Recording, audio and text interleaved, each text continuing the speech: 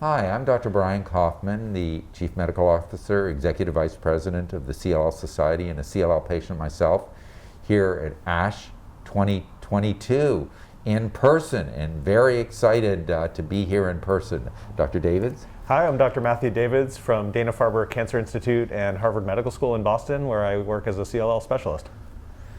Dr. Davids, a lot of the interest in managing CLL has switched to these combinations of therapies. And you did some very interesting research looking at what's the contribution of one drug to another in CLL management, because a lot of times the combinations are put together, but we're not sure which drug is doing what. And you did some analysis of that. Can you describe that trial to us and why it's important? Sure. So as we know, BTK inhibitor drugs have really become a mainstay of treatment for CLL. And one drug, Obinutuzumab, was the first to come along, and when it was combined with rituximab, an antibody infusion, didn't seem to be much better than Obinutuzumab on its own. So there's a newer BTK inhibitor now, Acalabrutinib, and it was combined with antibody Obinutuzumab. And the question was, is that better, the two-drug combination, than just giving Acalabrutinib alone? And there's been a couple of studies that have looked at this, and at this ASH meeting, I have a poster that I'm leading where we put together the data from a couple different studies. So now we can look at 376 patients to see, is there a benefit to adding the antibody to Acalabrutinib? And it turns out that for certain patients with CLL, particularly those who have the unmutated IgHV, that there does seem to be a benefit of adding the antibody, because patients who got the two drugs stayed in remission for longer than patients who just got the one drug, Acalabrutinib. Now, both groups did very well, and the antibody does add some additional side effects. It's less convenient because you have to get intravenous infusions. So this is not necessarily something for everyone, but we do think it's helpful to know that if you want to really maximize your remission duration, that the two-drug combination can be very effective. So let me just understand a couple of the dynamics of the study. This was a retrospective look, and was Acala given continuously until progression or adverse events in the Obinutuzumab, which is also called Gazyva, people have heard it that way.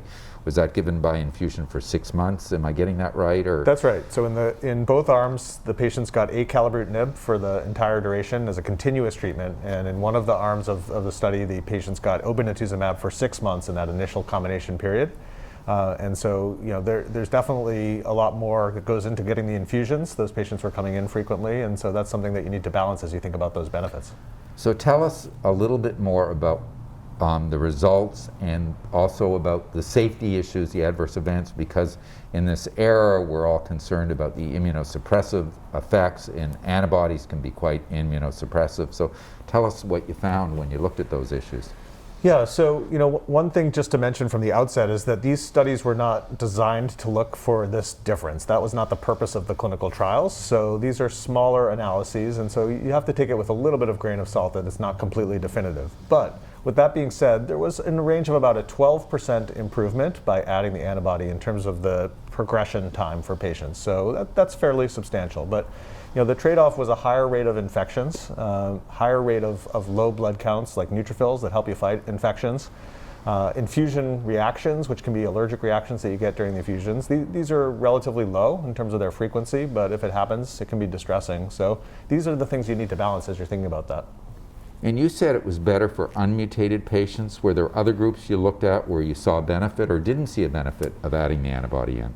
Yeah, that's a great question. So one of the groups that we looked at specifically is high-risk CLL patients, those with deletion 17p or a TP53 mutation, because we kind of thought that if you added two drugs, maybe that would be better than the one drug. But actually, surprisingly, that was not the case. So in the high-risk patients, there was no difference between the two arms. It was only in these unmutated IgHV patients where we saw the greatest benefit. So any final messages you'd want to give to patients about this study, and when they're looking at combinations versus single drugs, because this is a big thrust of this ASH meeting, is what to do, and I almost feel like it's a done deal, like it's all about doublets and triplets, and there are stuff about monotherapy, but give us your overview of that and what patients should be thinking about in this regard.